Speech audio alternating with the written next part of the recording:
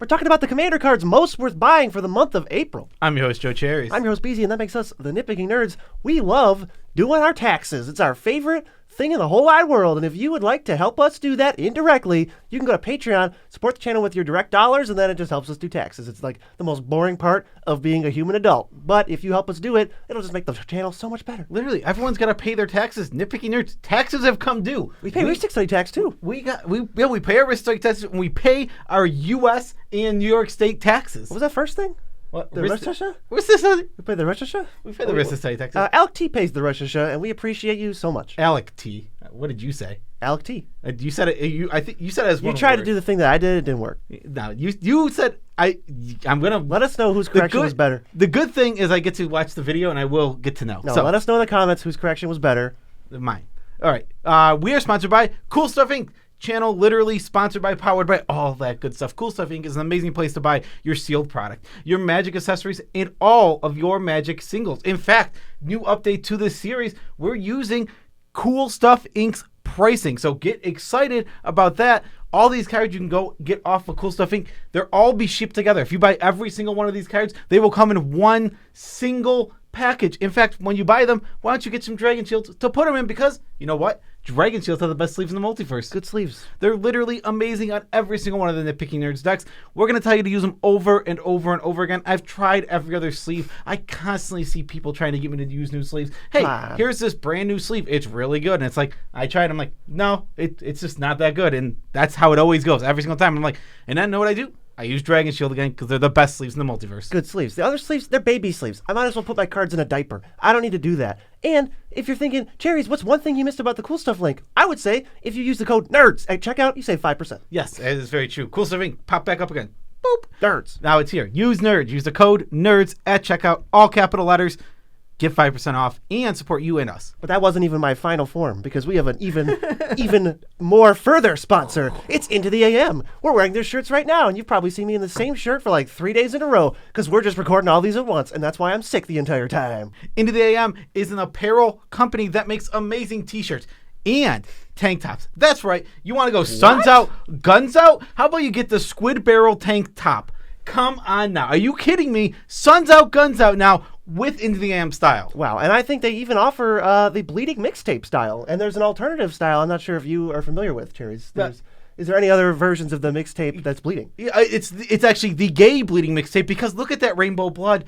That's how you know it's the gay bleeding mixtape. It's amazing. It's awesome. They have a million great shirts. Honestly, go check out IntoTheAM. Yeah, I've got on the Pink Tree Delight right now. The Pink Tree Delight, I mean, I believe that's actually named Sakura.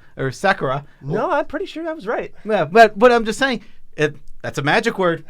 Magic word. You've got on the Brother Bear shirt. Now this is Nick Offerman's Inner Thoughts. This is what he thinks about. But that's the name of that whole sentence was the name of the shirt. Yes, that whole entire name. Brother Bear shirt, the Nick Offerman Inner Thoughts shirt. Once again, Nitpicking Nerds bringing the savings directly to you. Just order through our link and you're saving 10% off. I mean, it's this easy. It's this easy to support the channel. Come on, you love us already. Yeah, you can just get stuff for yourself and support us at the same time. Exactly. So save money, get your awesome shirts. Suns out, guns out. I wanted to say it again. Happy birthday to everyone whose birthday is today. All right. Whew. Woo! That was one of the longest openings ever. We had so many sponsors, and we're very appreciative because they let you bring us awesome videos like this. This is the most worth buying series. We do this monthly, and we tell you the cards for the month that are most worth buying. And something you might notice, because we do tend to do new cards, we won't repeat a card for a year. So you're not going to see a card on this list that we haven't talked about for at least a year, because we don't want to tell you the same cards every month. Because obviously, every single month, Swords of the Plowshare, worth buying. I'm not going to tell you that every month. Soul Ring. Maybe you should pick one up. It's like $1.50. I got a nice little range of cards here. I went all the way from $5 all the way up to $216. So get excited about that. I'm excited. Because it is hidden on this list. I'm excited. Guess which number it is. We're going over 15 cards. Guess which one is the $216 card. Did you guess? Have you guessed? Pause the video. Guess in the comments below. All right, let's go. First card, BZ. You're already in the comments telling you that I had a better correction. Goblin Recruiter is the first one. This is a $6 card, and it's kind of busted because it lets you rig the top of your library with any number of goblins. And as it turns out, there is a combo involving goblins and the top of your library with the Conspicuous Snoop and Kiki Jiki, but there's other busted goblins like Goblin Chieftain and Muxus and Skirk Prospector that you're just going to have access to for like nothing. Yes, exactly. So any goblin deck needs this card immediately. $6. I do want to put a disclaimer on this card. Huge disclaimer. It is one of the hardest cards to play in Magic, I think. Most time consuming for sure. It's super time consuming. You have to tutor multiple times over and over again. You're manipulating the top cards, and if something goes awry, you're left with whatever you stacked, even if it isn't good for the situation coming up and it was good for before. This card takes a lot of thought and a lot of meticulous little play, and it takes forever to do. So please, I guarantee when you have this card in your hand, you could do some sort of planning ahead. Like, so please just, if you're going to spend $6 on this card, which is a pretty dang good price in our opinion, just figure out some of your lines if you're trying to combo or if you're trying to like kill people out of nowhere.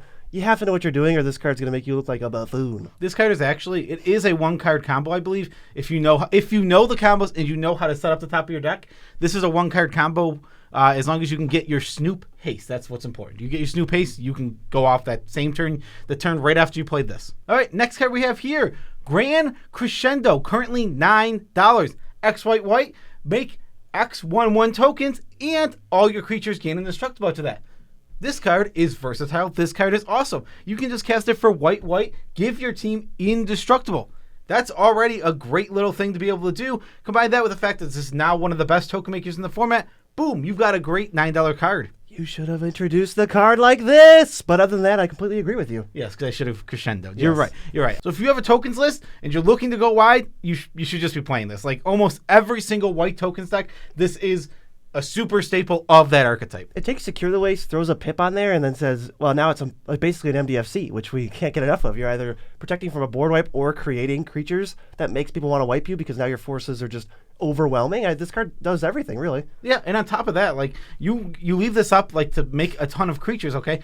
Somebody uses the board wipe, you had like 3 creatures. Okay, respond to that board wipe now, and now you just saved your board and made all the creatures you were going to make anyway. Like, this card is just silly good. It really does a lot, and I definitely think it's worth $9. Let's go to the next one, which is Crucible of Worlds. It's a 3-mana artifact, and it only does one thing. It says you can play lands from your graveyard, and that's a $22 card, but checking my memory banks right now, this used to be like a $40 to $50 card for the longest time, and it's starting to come down. I think this card actually reached close to 80. I am not positive about that. That is what my memory is saying. I think so, but I wasn't going that far back. Yes. I'd have to do this more. Yeah, it was. Yeah, okay. Yeah, so that's what I thought the card was very expensive. The card is amazing. Simply put, any card that lets you play lands from your graveyard is worth it. What's really good about this one is it's one of the tough ones to kill. It's an artifact. It sits to the side, and it just it doesn't draw a ton of attention. It's really, really strong. If you're playing all the fetch lands and you're playing a landfall deck, this is going to be one of the strongest cards and one of the strongest effects in your whole deck. I literally play every version, basically, in my landfall decks that say I could play lands from my graveyard because of how strong they are. Especially when you start saying you play extra lands per turn with even anywhere from Explore to Azusa to like Exploration at the top end, where it's like, oh, I'll play an extra land this turn. I don't have one in my hand, but I got Terramorphic Expanse or Mystic Rainforest in my graveyard. Here we go. Time for the value train.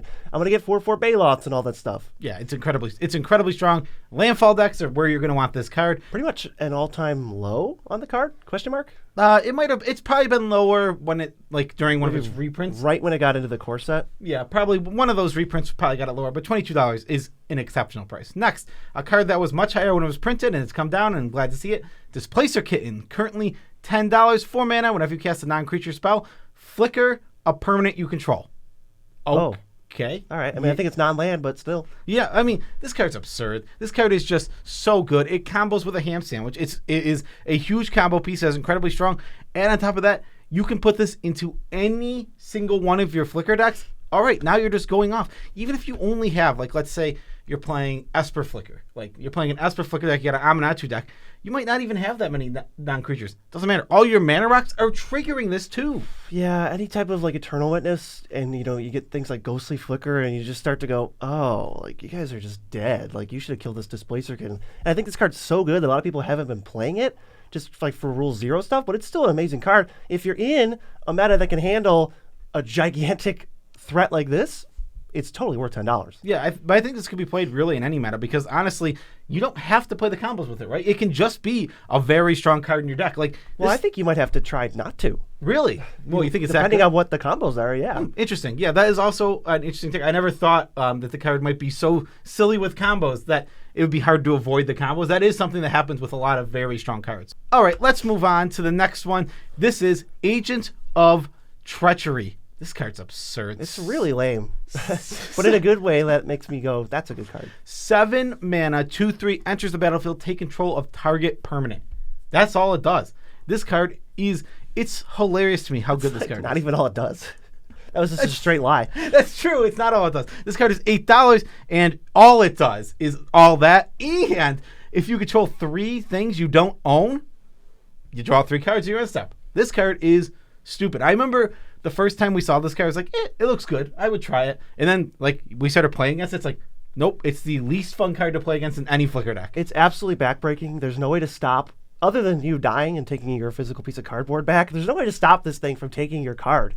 And it's just stuck there. But now Agent of Treachery is still a threat because it enters the battlefield ability with no strings attached. So they can ephemerate it and blink it and rune it and whatever else. And it's just going to keep happening. So you've got your own threat that you have to deal with now that you previously had, and Agent of Treachery, and if they have instant speed mana up, they're holding mana up, you're basically screwed. I would feel so bad. Yeah, if they're ever drawing the 3 off this card has not only done its thing, it's done extra. And like, it's how do you feel good? How do you feel like you're gonna win that game after this Agent of Treachery drew 3 cards and took the best permanent on the battlefield? Or like they make 2 copies of it, and you're just like, they draw 9 cards, and I lose my 3 best things. Something like Arami can do that, and it's like, yikes. How much did you spend on this? $8? Seems worth it. $8. It might be the best it's one of, if not the best Flicker target in the entire format. That's how absurd. Especially at like a mid power. Especially at a mid power, and especially when we're talking about big giant threats. Like when we're talking about actually like casting that Haymaker,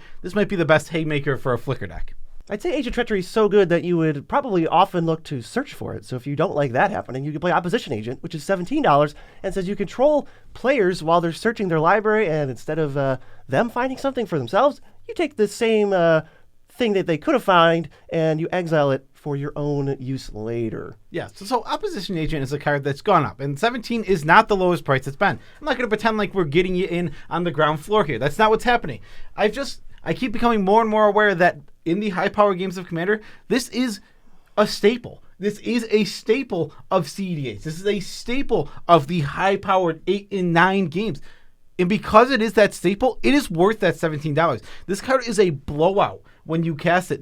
You basically counter a tutor. But it's like you gain control of the spell. And then you tutor their deck, which can, in a lot of situations, if you're playing against like a Thoracle deck, like in a high power game, you can take their win con. You take their Thoracle, suddenly they're left with almost no ways to win the game. They have to jump through all these hoops to try and win when they could have just won with that Thoracle. Nope, it's my Thoracle, and then you can play the Thoracle to win the game for yourself. If you're playing CDH, you can do that, but if you're just playing a regular high-powered game like we see all the time in conventions, then you have Demonic Tutor and Court of Calling and Misty Rainforest and all these different ways to search your library just in your deck, and Opposition Agent just comes down and goes, surprise, wasteland you, or surprise, I'm going to just tutor your deck now for your best spell. And it is quite the blowout, and it is kind of funny because this, I think, does scale with the power level of the table, because if nobody's searching their libraries, you got a 3-2. Yeah, exactly. Congratulations. Oh, know what I make sure you have the high power. Have you ever done the CDH / high power? I know what you're going to say. Ready? I'm going to predict it. It's tutoring with Wishclaw Talisman to find Opposition Agent. No, that wasn't. That was so good, though. What I love doing is I love doing Dark Ritual. This on turn one. Oh, I think they're both good. I will brag. I got posty with that, and that is one of my favorite moments in Magic that I will remember forever. I forgot about it. One of my favorite. Literally, I'll never forget that moment in my life. Literally, don't be lying. So good. Turn one, he Dark Ritual. I Opposition Agent got him.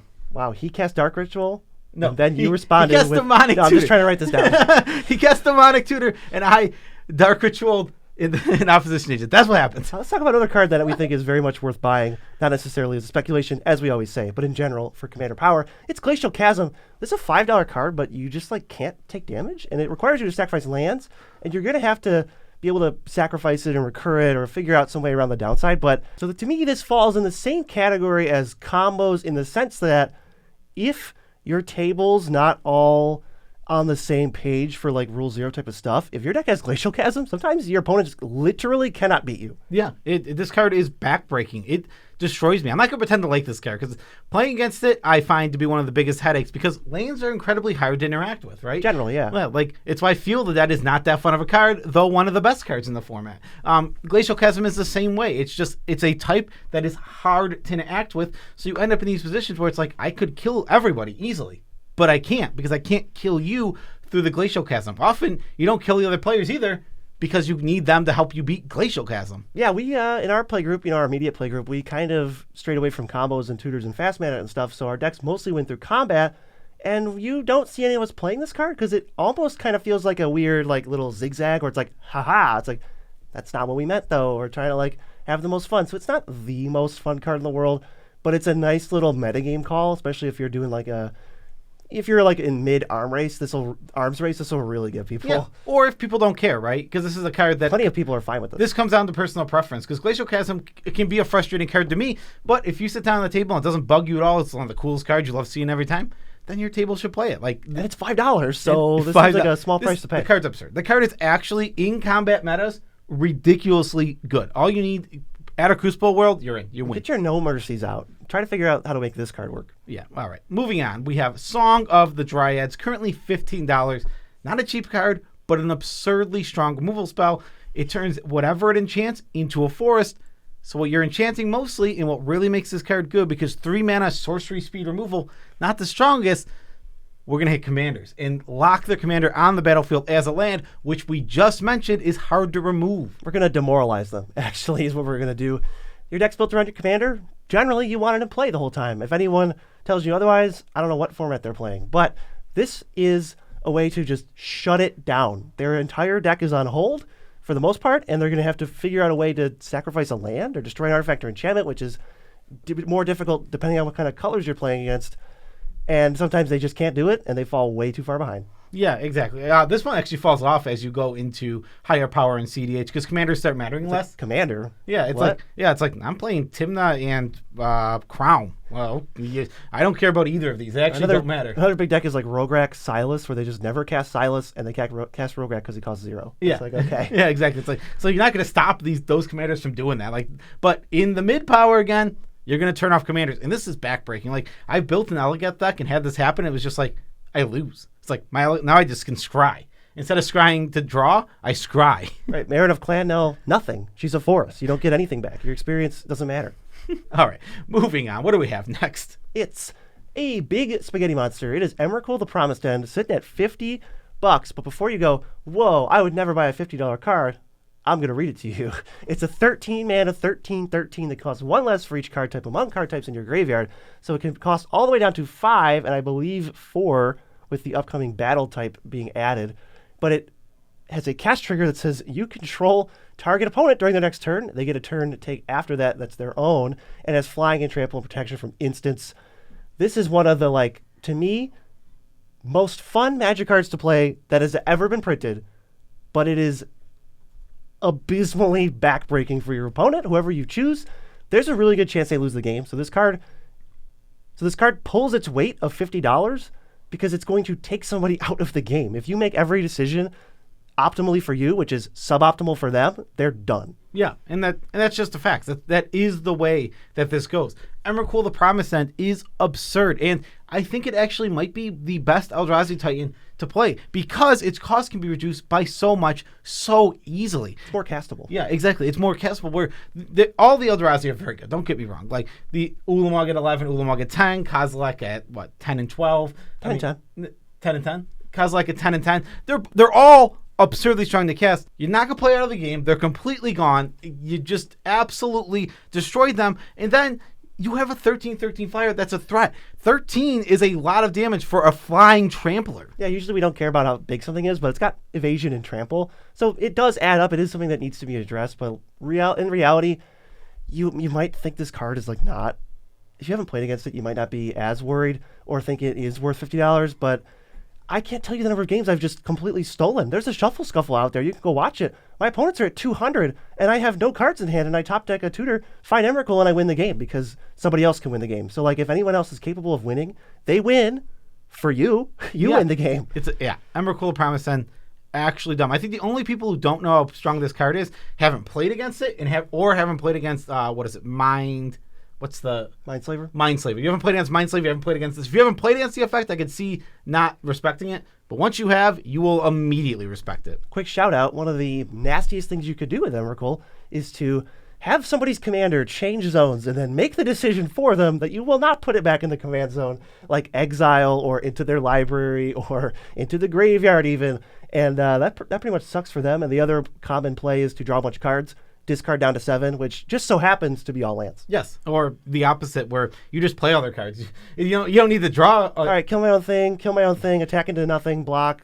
Okay, I have nothing left. Yeah, the funniest thing is, like, your biggest creature is always dying because Emrakul's a 13/13. It's like, yep, I'll attack an Emrakul. Also, my favorite thing to do with this card, because I just want to throw it out there, is to pretend like they made all these terrible plays. Why would you do that? Beezy, what are you doing? This is why would you remove your own creature? What are you doing? I'm moving on to Archmage's Charm. It's a $9 blue instant that can steal a non-land permanent mana value 1 or less, counter a spell, or draw 2 cards, and the fact that all 3 of those are tied up together makes this feel pretty good to buy for $9. It can go in a lot of decks, although you want to be heavy blue. Yes, exactly. Heavy blue, I would say if you're in a 3-color deck and you're playing this, and mono blue is really where this card shines. Heavy blue-red. All the modes are kind of mediocre, right? It's a divination, that's not that good. Instant speed, so it does have an upside. Counter spell, 3 mana, that's not good. We've talked about that not being good in the past.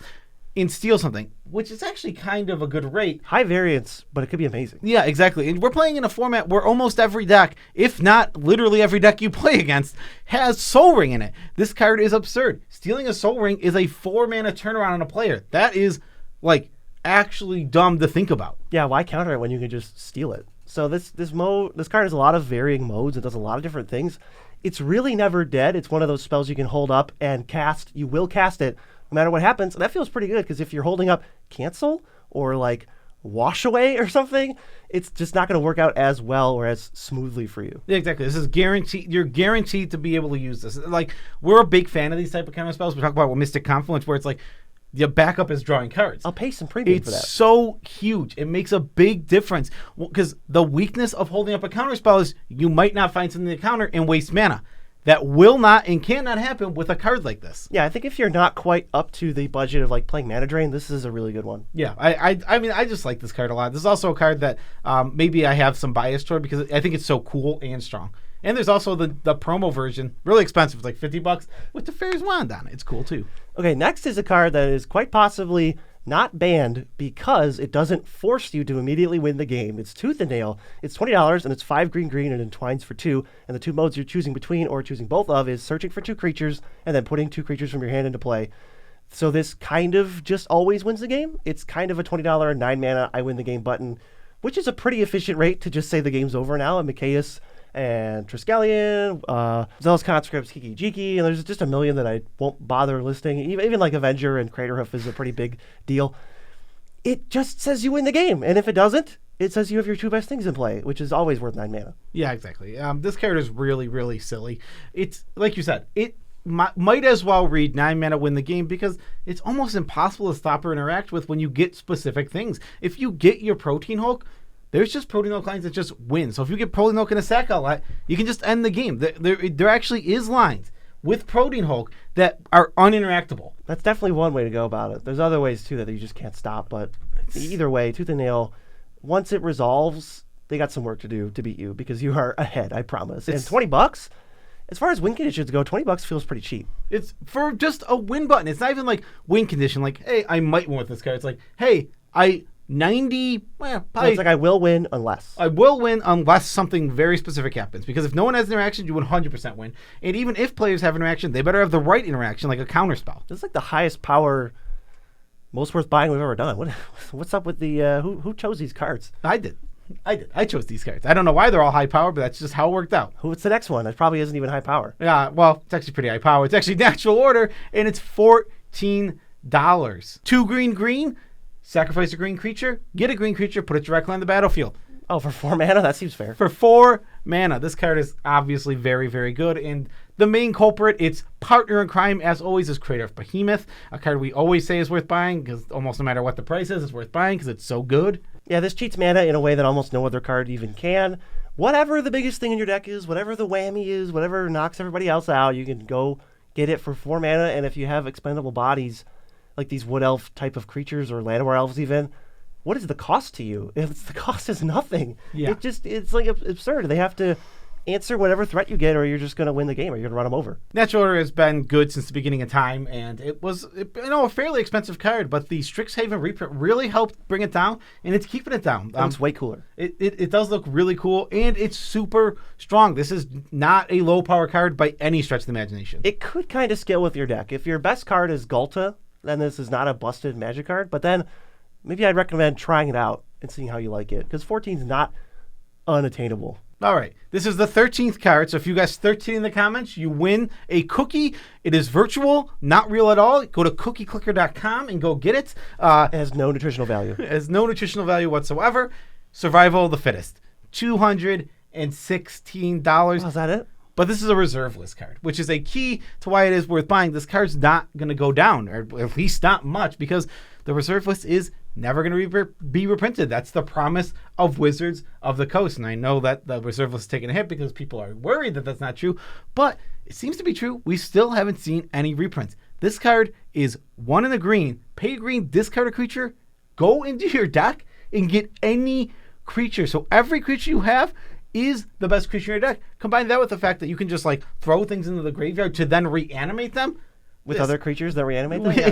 The card's absurd. Yeah, it does a lot of things. It's one of the best cards in the entire format. Easily, double digits of the top X cards. Like, for sure, it's just off the chain.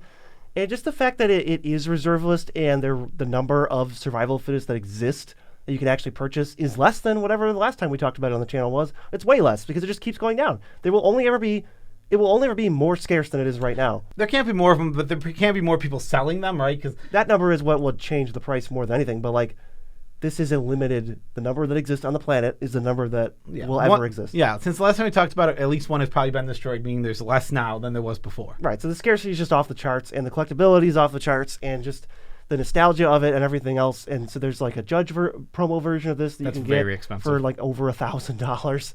So for $216, you get one of the best cards in Commander, which we have paid $200 for with like Mana Crypt. That's a card that can be reprinted. It's up there. It's in that realm. And it's also just this piece of like almost like stock that Wizards says they're legally obligated to never reprint. So like, how is it crashing? Like, what is the downside to this? Unless Wizards breaks that promise, you can guarantee this card's not going to go down in price. Right, so like, if you have the money, which obviously this is always if you have the money, why would I say that a $216 card is worth buying if you only have $200 to your name? If you have the money lying around, I think this is a good pickup. And you have a deck for it. Right. We're always talking about if you have a deck for it. And also, let's be clear, we're not actually making any guarantees. This card could go down in value. This card could go up in value. It's much more likely to go up. There is no guarantees, and this is not financial advice. We're not telling you what to do with your money. We have to make that clear. All right, moving on. We have Genesis Wave. X, green, green, green. Reveal the top X cards of your library. Put all permanents with mana value X or less from among them onto the battlefield. Really loving your green cards. Yeah, I mean, Genesis Wave is a very strong card, and all of your go big green decks can just play this card. Green is a permanent-based color. Is it because, like, I think they knew that because the last 3 cards you've had on this list are green cards that find creatures from your deck.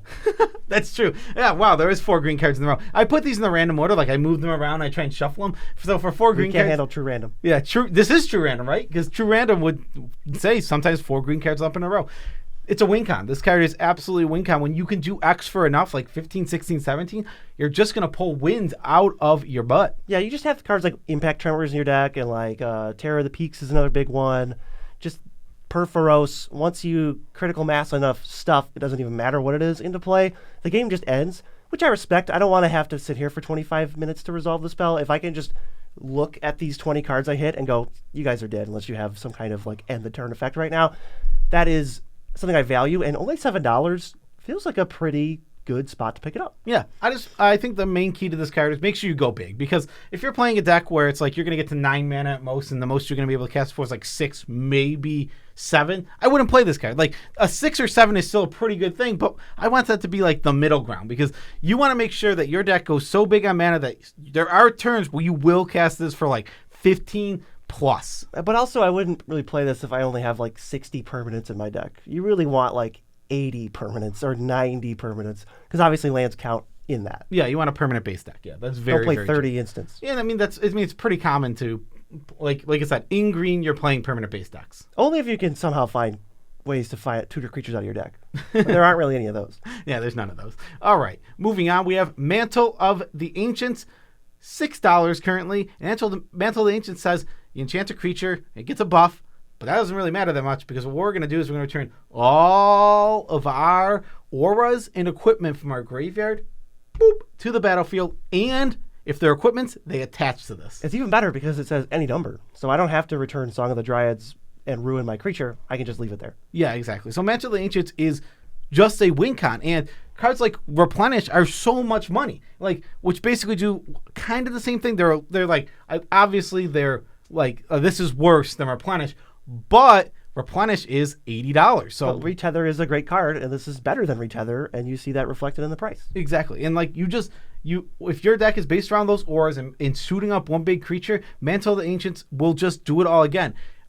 We've talked about this before, it's the do everything you've done again. The Rise of the Dark Realms, the Living Death, the Mizzix Mastery. Yeah, exactly. Do everything you've done in this game again is a great way to just win the game, because turns out when you do everything you've done over the course of a game in one spell, it's pretty backbreaking. Plus the fact that it's an aura means these enchantment decks can actually find it much more easily. I don't know how I'm supposed to find a sorcery outside of some random non-synergy like boo type card like Mystical Tutor. It's like, if you Mystical Tutor in your Aura's deck, boo. So this is like, wow. You can go Heliod's Pilgrim for this thing. You can go the Grove.